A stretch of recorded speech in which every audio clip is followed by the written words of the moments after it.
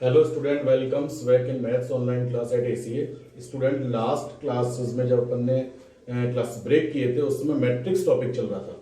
उस matrix topic में एक पॉइंट अपना बाकी रह गया था, तो उस मैट्रिक्स को तो अपन ब्रेक करते हैं और एक नया टॉपिक स्टार्ट करेंगे और मैट्रिक्स यूनिट को वापस लास्ट में अपन रिपीट करेंगे एक बार और। क्लियर? तो आज जहां से अपन स्टार्ट करने जा रहे हैं सभी स्टूडेंट बारीकी से सुनेंगे, वॉच करेंगे और डेली होमवर्क भी कंप्लीट करते हुए सेंड करेंगे आप। क्लियर? डाउट्स डेली के डेली आप पूछेंगे। क्लियर? तो एक एक पॉइंट्स को बारीकी से सुनना, जहां प्रॉब्लम आए क्लियर करेंगे आप मेरे से। ओके, तो आज अपन स्टार्ट करते हैं डिफरेंशिएशन। तो डिफरेंशिएशन वो टॉपिक है जो लास्ट क्लास में अपन ने 11th क्लास में भी थोड़ा बहुत पढ़ चुके थे, इंट्रोडक्शन तो हो ही चुका था इसका। तो डिफरेंशिएशन क्या था ये अपन पढ़ चुके थे और आपको शायद याद होगा वहां एक फर्स्ट प्रिंसिपल रूल भी था। तो फर्स्ट प्रिंसिपल रूल द्वारा अपन ने डेरिवेटिव फाइंड किया था। मैंने आपसे कहा था लास्ट क्लास में कि जो फर्स्ट प्रिंसिपल रूल है वो 11th में ही है और जो फॉर्मूले आएंगे सारे, जो डेरिवेटिव्स आएंगे, फॉर्मूले जो जिनको कहा जाएगा, वो सारे फर्स्ट प्रिंसिपल रूल से तो ही मिले थे अपन को, वो 12th में नहीं है। यहां अपन सीधे सीधे फॉर्मूले को लर्न करेंगे। फिर भी मैं एक बार सारा रिपीट कर रहा हूं डेफिनेशन से 11th का कि डिफरेंशिएशन था क्या। तो बारीकी से सुनेंगे डिफरेंशिएशन है क्या। तो let y is equals to fx, v a real function.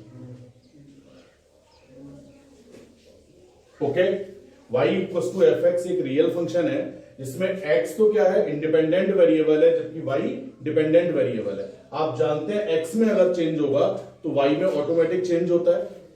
तो let change in x is equals to delta x। आप जानते हैं ये जो चेंज होता है वो माइनर चेंज होता है और माइनर चेंज को डेल्टा द्वारा शो करते हैं। तो y में भी चेंज होगा, then change in y is equals to delta y। इसको फर्स्ट बोल दीजिए। तो y किस में कन्वर्ट हो चुका होगा? y में जब डेल्टा y का चेंज हो रहा है तो y कन्वर्ट होकर क्या बन चुका होगा? y plus delta y। And x change होकर क्या बन चुका होगा?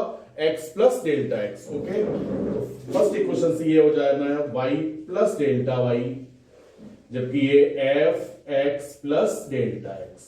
ओके, वापस रिपीट कर रहा हूं मैं, डिफरेंशिएशन क्या है उसका डेफिनेशन अपन सुनेंगे। तो y इक्वल्स टू fx कोई भी एक रियल फंक्शन है। क्लियर?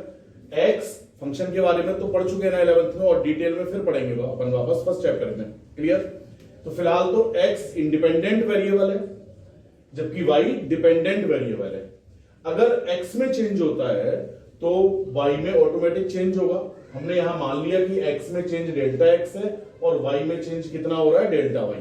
तो y तो कन्वर्ट होकर क्या बन रहा है बेटा? y प्लस डेल्टा y, जबकि x कन्वर्ट होकर क्या हो रहा है? f x plus delta x। Okay, इस y को इस साइड पहुंचा दीजिए तो ये हो जाएगा delta y is equal to f x plus delta x minus y। y की वैल्यू पुट करेंगे फ्रॉम फर्स्ट, तो delta y is equal to f x plus delta x minus f x. Okay, delta x से both side divide करोगे तो delta y, इन सबका notes का PDF मिलेगा, उस पीडीएफ से आप नोट करेंगे। क्लियर? यहां सिर्फ समझेंगे। ओके, तो delta y upon delta x से बोथ साइड डिवाइड किया, f x plus delta x minus f x upon delta x। Clear? Limit apply कर दीजिए बोथ साइड। तो limit delta x tends to 0, delta y over delta x is equal to limit delta x tends to 0 f x plus delta x minus f x upon delta x। Clear? और यही आपने first principle rule पढ़ा था। ये क्या है? Derivative find करने का फर्स्ट प्रिंसिपल रूल। क्लियर? अब इसको डिफाइन करेंगे अपन delta y upon delta x को। कैसे डिफाइन करेंगे कि बेटा जैसे आपने एक्सक्लरेशन के बारे में पढ़ा हुआ है, तो एक्सक्लरेशन क्या है कि delta v over delta t, यही फॉर्मूला है ना। Rate of change of v velocity with respect to time is called acceleration. Clear? Same उसी तरह से बेटा यहां लिखा हुआ है delta y upon delta x। जैसे यहां delta v upon delta t को क्या डिफाइन करते हो आप कि v में रेट ऑफ चेंज है, ये rate of change in v with respect to t, यानी जिससे डिवाइड कर रहे हैं उसके रेस्पेक्ट में न्यूमरेटर का रेट ऑफ चेंज है, ओके, उसी तरह से अगर मैं यहां लिख दूं delta y over delta x, तो क्या कहेंगे, rate of change in y with respect to x, इसके अकॉर्डिंग। क्लियर। और मैंने अगर यूं लिख दिया delta y upon delta t, तो क्या बोलेंगे बेटा इसको, rate of change in y with respect to t. अगर कहीं यूं लिखा मिल जाए डेल्टा ए अपॉन डेल्टा आर, तो क्या कहेंगे, rate of change in a with respect to r. Delta s upon delta t, क्या कहेंगे, rate of change in x with respect to t. तो बेटा उसी तरह से ये delta y upon delta x जो है, इसको क्या बोलेंगे, rate of change in y with respect to x. Okay, तो ये जो निकल के आ रहा है अपना, ये जो भी आंसर आएगा वो किस में रेट ऑफ चेंज होगा, वाई में, किसके रेस्पेक्ट में होगा, एक्स के रेस्पेक्ट में। तो अपन इसको क्या बोलेंगे, rate of change of y with respect to x is called derivative of y with respect to x. इस रेट ऑफ चेंज को एक दूसरा नाम दिया गया, उस रेट ऑफ चेंज का दूसरा नाम क्या है, डेरिवेटिव। किसका डेरिवेटिव है, वाई का। किसके रेस्पेक्ट में, एक्स के रेस्पेक्ट में। तो derivative of y with respect to x is rate of change of y with respect to x is called derivative of y with respect to x. Clear. तो derivative का मतलब समझ में आ गया, डेरिवेटिव क्या चीज है, रेट ऑफ चेंज है। Rate of change of dependent variable with respect to independent variable. Rate of change of dependent variable, by dependent variable है तो dependent variable with respect to x यानी इंडिपेंडेंट वेरिएबल। तो इसी को अपन क्या बोलते हैं, डेरिवेटिव बोलते हैं। और इस डेरिवेटिव को डिनोट करते हैं अपन किसके द्वारा, डीवी ओवर डीएक्स के द्वारा। It is denoted by dv over dx, यानी यही क्या है हमारा, डीवी ओवर डीएक्स। क्लियर। तो डीवी अपॉन डीएक्स सिर्फ एक सिंबल है, ये दो क्वांटिटी का डिवीजन नहीं है, ध्यान रखेंगे। जैसे अगर कहीं लिखा मिला डी ओवर डीएक्स, ये डिफरेंशियल ऑपरेटर है। डी ओवर डीएक्स क्या है, डिफरेंशियल ऑपरेटर। अब किसका डेरिवेटिव है ये, वो यहां लिखना पड़ेगा। v का है तो dv अपॉन dx, y का है तो dy upon dx with respect to x, और विद रेस्पेक्ट टू टाइम लिखेंगे तो dy अपॉन dt। क्या बोलेंगे इसको, derivative of y with respect to t, dy upon dr, derivative of y with respect to r, ds upon dt, derivative of s with respect to t। उसी तरह से इसको dv, acceleration को ये भी बोलते हैं अपन, dv अपॉन dt, यानी derivative of velocity with respect to time, rate of change of velocity with respect to time is called acceleration. Clear. तो डेरिवेटिव का मतलब समझ में आना चाहिए, डेरिवेटिव सिर्फ क्या है, रेट ऑफ चेंज है। Rate of change of dependent variable with respect to independent variable. Rate of change of y with respect to x is denoted by dy over dx। Clear. एक बार इसको note कीजिए।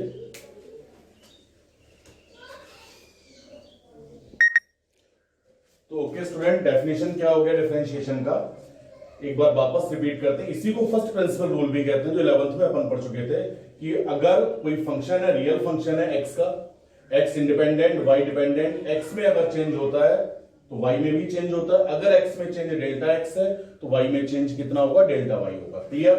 तो ये statement जो y equals to fx से convert हो चुका होगा y प्लस डेल्टा y में, क्योंकि y में डेल्टा y का चेंज हो रहा है, और x fx plus delta x बन चुका होगा। क्लियर। y को साइड करेंगे, y की वैल्यू पुट किया, बोथ साइड डेल्टा x से डिवाइड किया, तो delta y upon delta x की जो वैल्यू आ रही है, इस वैल्यू को ही अपन क्या बोलते हैं, डेरिवेटिव। डेरिवेटिव एक इसका नाम है, जबकि अपन पहले पढ़ चुके हैं, रेट ऑफ चेंज है। जैसे एक्सलेरेशन को अपन पढ़ते हैं rate of change of in v with respect to t, उसी तरह से इसको क्या पढ़ेंगे, rate of change in y with respect to x। और इस रेट ऑफ चेंज को ही डेरिवेटिव नाम दिया गया, यानी रेट ऑफ चेंज के दो नाम हो गए अब, एक तो रेट ऑफ चेंज और एक डेरिवेटिव। तो डेरिवेटिव किसका होगा बेटा, y का यानी डिपेंडेंट वेरिएबल का, विद रेस्पेक्ट टू x यानी इंडिपेंडेंट वेरिएबल। और जबकि इसका सिंबल क्या है बेटा, dy अपॉन dx। ये जो निकल के आ रहा है वो y का डेरिवेटिव हो गया। ओके। अब याद रखेंगे, दो नेम याद रखने हैं अपने को, एक तो डेरिवेटिव, एक डिफरेंशियल, ओके, और एक डिफरेंशिएशन। तो डिफरेंशियल तो मैथमेटिक्स की एक ब्रांच हो गई, डिफरेंशियल क्या है? मैथमेटिक्स की एक ब्रांच है जिसमें अपन स्टडी करते हैं किसका? डेरिवेटिव का। वापस सुन लेंगे, डिफरेंशियल तो मैथमेटिक्स की एक ब्रांच है, एक फैक्ट्री हो गई, और उसमें प्रोडक्शन किसका हो रहा है? डेरिवेटिव का। और डेरिवेटिव के प्रोडक्शन में जो प्रोसेस अप्लाई हो रहा है, ये जो प्रोसेस किया अपन ने यहां तक लाने के लिए, इस प्रोसेस को क्या कहते हैं? डिफरेंशिएशन। तो तीन वर्ड है बेटा, derivative, differential, differentiation. Differential is a branch of mathematics, derivative उस ब्रांच में हम जिसका स्टडी करेंगे वो डेरिवेटिव हो गया, और उस प्रोसेस को जिससे डेरिवेटिव अपन को मिल रहा है उस प्रोसेस को डिफरेंशिएशन कहा जाता है। ओके, आगे चलते हैं।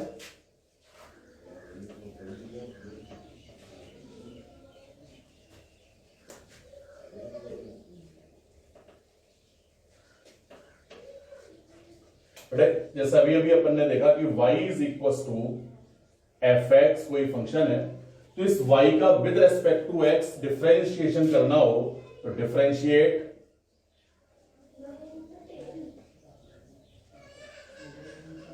विद रेस्पेक्ट टू x, यानी dy ओवर dx। तो दोनों ओर आपको क्या करना है? d ओवर dx अप्लाई करना है, डिफरेंशियल ऑपरेटर y का यानी dy ओवर dx। तो जब LHS का करेंगे उसी समय RHS का होगा, is equal to d over dx of fx। एक मिनट बेटा,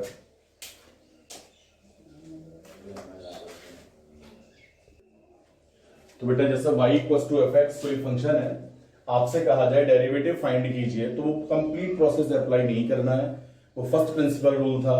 अब आपको सीधे सीधे फॉर्मूले द्वारा अप्लाई करेंगे, तो कुछ बेसिक थ्योरम्स हैं, उन बेसिक थ्योरम्स को देखेंगे। तो जैसे y is equal to fx कोई फंक्शन है, क्वेश्चन वाला कहता है find the derivative of x, derivative of y। Okay, तो आपको क्या करना है? Differentiate with respect to x on both side.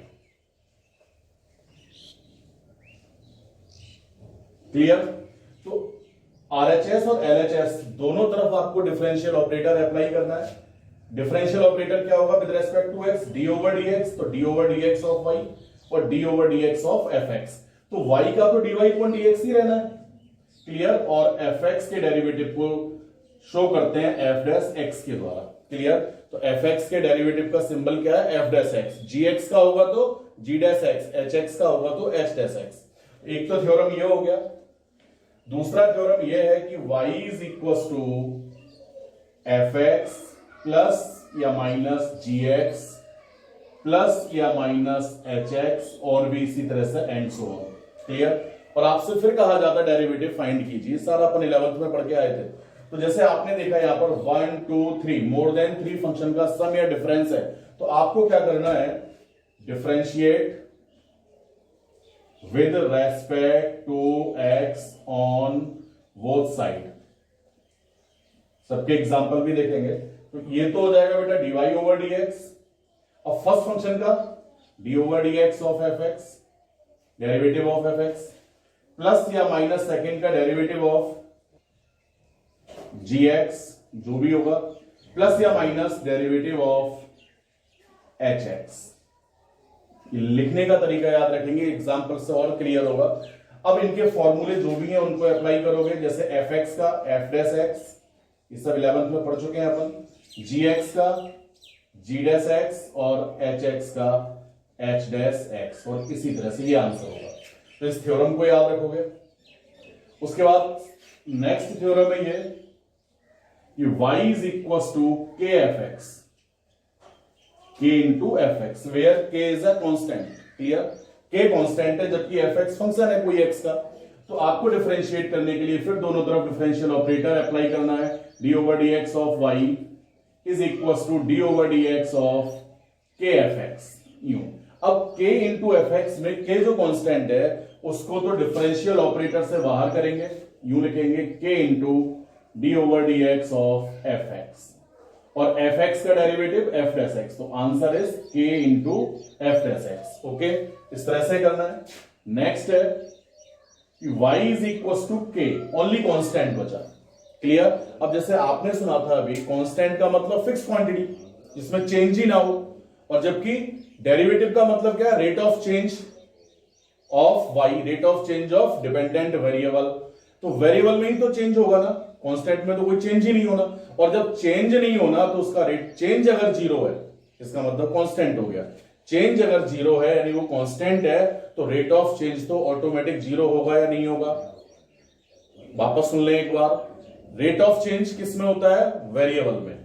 Rate of change of dependent variable with respect to independent variable is called derivative. Okay, और constant का मतलब क्या है, एक फिक्स्ड क्वांटिटी जिसमें कोई चेंज ही नहीं होता। तो अगर किसी क्वांटिटी में चेंज जीरो है अर्थात वो कांस्टेंट है, जब चेंज जीरो हो रहा है तो रेट ऑफ चेंज तो ऑटोमेटिक जीरो होगा या नहीं होगा।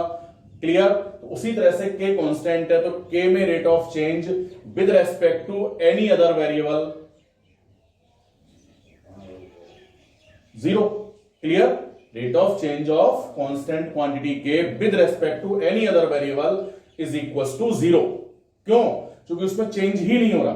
क्लियर। तो लिखेंगे कैसे, dy over dx is equal to d over dx of k is equal to zero. Clear. तो कांस्टेंट क्वांटिटी का डेरिवेटिव कितना होना है, जीरो होना है। तो इन थ्योरम्स को याद रखेंगे। दो थ्योरम 11th में अपन और पढ़ के आए थे, एक सेकेंड नोट करो पहले इनको बेटा। इसके बाद ये दो थ्योरम्स और थे। एक है कि y is equal to f x into g x. Clear. तो ये दो फंक्शन का प्रोडक्ट हो गया, प्रोडक्ट ऑफ टू फंक्शन। ये फर्स्ट फंक्शन और ये सेकंड फंक्शन, इसको यूं एज्यूम कर लें, ये फर्स्ट और ये सेकंड। के एफ एक्स में भी प्रोडक्ट था दो क्वांटिटी का, बट वहां एक कांस्टेंट था, जबकि यहां पर भी दो क्वांटिटी का प्रोडक्ट है। यहां दोनों ही क्या है, वेरिएबल्स है, दोनों ही फंक्शन है। क्लियर। तो प्रोडक्ट ऑफ टू फंक्शन अगर है तो इसको एज्यूम किया फर्स्ट, इसको सेकंड, तो क्या थ्योरम होगा, dy ओवर dx तो रहना ही है इधर, first function as it is और derivative of second function. Clear. Plus second function यूं ही और derivative of first function. Okay, इस पर अप्लाई करें fx और gx के लिए, तो फर्स्ट फंक्शन fx और derivative of gx। Okay, plus second function gx और derivative of first function fx। अब फॉर्मूला अप्लाई करेंगे तो fx, gx के डेरिवेटिव को g डैश x कहा जाता है ना, प्लस gx यूं ही आएगा और fx का डेरिवेटिव f डैश x, ये आंसर हो जाना है। क्लियर। तो ये थ्योरम याद रखेंगे अपन। उसके बाद नेक्स्ट है y is equal to fx upon gx। Clear. Division है दो फंक्शन का, gx is not equal to zero, तो इसको अपन बोले डिनोमिनेटर अपॉन न्यूमरेटर, याद रखने के लिए। क्लियर। तो थ्योरम क्या होगा, dy over dx is equal to numerator into d over dx of denominator. Clear. Minus denominator d over dx of numerator upon square of numerator. Clear. अब gx और fx पे अप्लाई करें इसको तो क्या आएगा, न्यूमरेटर, एक सेकंड बेटा थोड़ा सा चेंज गलत हो गया, ये चेंज करना है, एक सेकंड रुकना। ये होगा कि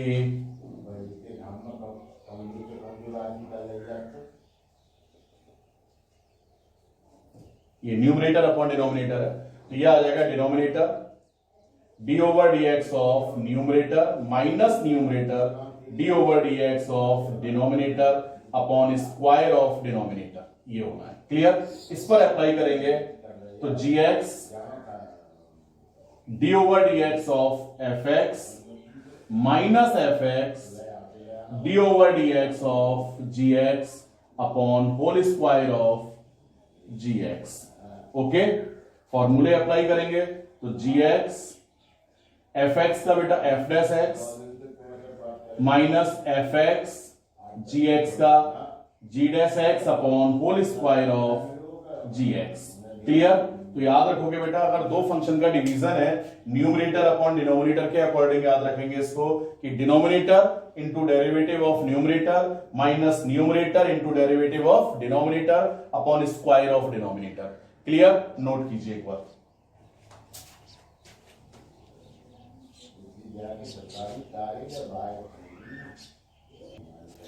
फिर अब इन थ्योरम्स पर डिपेंड कुछ क्वेश्चन देखते हैं। जैसे एक एग्जांपल है ये कि y is equal to ax square plus bx plus c। Clear? Differentiate करना है। क्वेश्चन वाला कहता है then find dy over dx। Okay, तो ये 1 2 3 फंक्शन हो गए ना।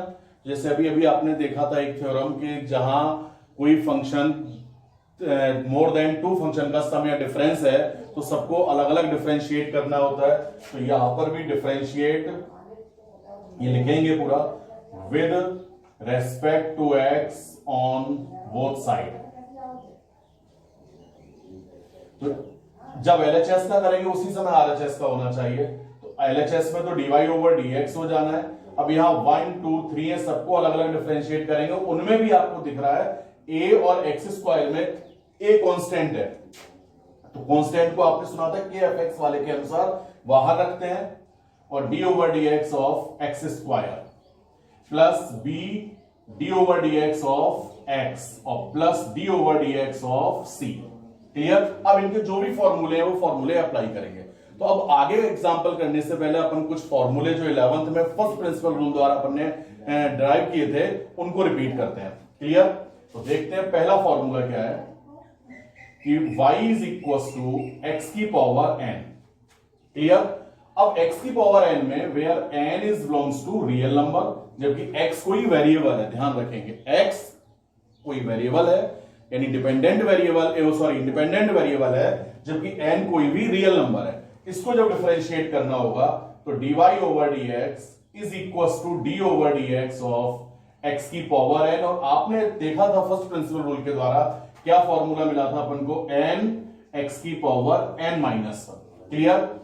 फॉर एग्जांपल जैसे कहीं लिखा मिले d over dx of x की पावर 10, तो यही हो गया ना x की पावर n यानी x की पावर 10। तो क्या आ जाएगा बेटा 10x की पावर 10 माइनस 1 यानी 10x की पावर 9। क्लियर? ऐसे कहीं लिखा मिला अपन को d over dx of x की पावर 1/3, तो ये भी वही हो गया ना, n का मतलब 1/3 है।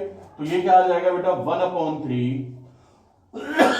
x की पावर 1/3 माइनस 1, तो 1/3 x की पावर माइनस 2/3। क्लियर? अब इसी के अकॉर्डिंग जैसे मैं यूं पूछूं कि बेटा d ओवर dx ऑफ 2 की पावर 3, तो क्या ये फॉर्मूला अप्लाई होगा? नहीं होगा। क्यों नहीं होगा? क्योंकि ये फॉर्मूला केवल और केवल तब अप्लाई होना है जब वेरिएबल की पावर रियल हो। यहां तो रियल की पावर रियल है, कांस्टेंट की पावर कांस्टेंट है, तो कांस्टेंट ही तो आना है, यानी इसका डेरिवेटिव कितना हो जाना है 0।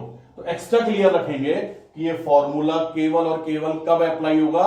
जब वेरिएबल की पावर कोई रियल नंबर हो। ओके, अब इसी के अकॉर्डिंग आप ये 2 पॉइंट्स हैं तो नॉर्मल सी बात है, बट एज ए फॉर्मूला आपको याद रखना है क्योंकि काम आएगा बहुत, कि d over dx of 1/x। तो अगर अपन देखें तो d over dx of 1/x means d over dx of x की पावर -1। क्लियर?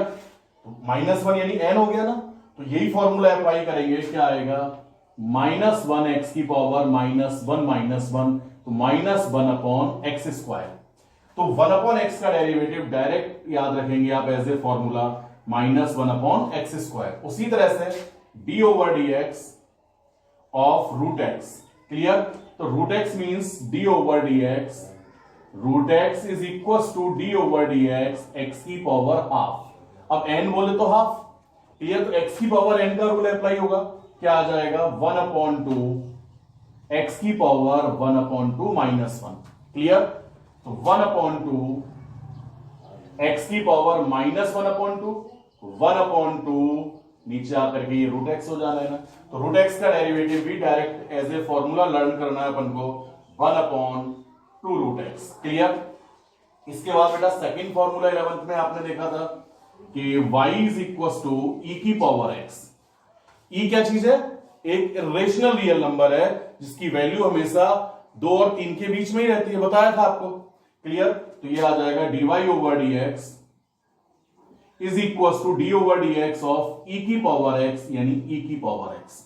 तो इस फॉर्मूले को भी एक्स्ट्रा क्लियर करेंगे कि ई तो कभी चेंज होना ही नहीं है, ई तो ई रहना है, बट उसकी पावर कोई रियल नंबर होना चाहिए। अगर कहीं यूं लिखा मिल जाए कि d over d x of e की पावर 3, क्लियर, तो क्या ये रूल अप्लाई होगा? नहीं होगा। क्यों नहीं होगा? क्योंकि यहां ई की पावर वेरिएबल है, जबकि यहां ई की पावर कोई कांस्टेंट हो गया।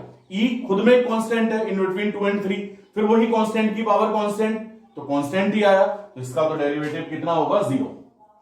ओके, यानी ये रूल अप्लाई नहीं होगा। ओके, इसके बाद नेक्स्ट आपने फॉर्मूला देखा था कि d over d x of a की पावर एक्स, जबकि ए क्या चीज है? कोई भी रियल नंबर, और उस रियल ए कोई रियल नंबर 2 की पावर एक्स, 10 की पावर एक्स, 1/2 की पावर एक्स, बट उस रियल नंबर की पावर क्या है? कोई वेरिएबल है। क्लियर?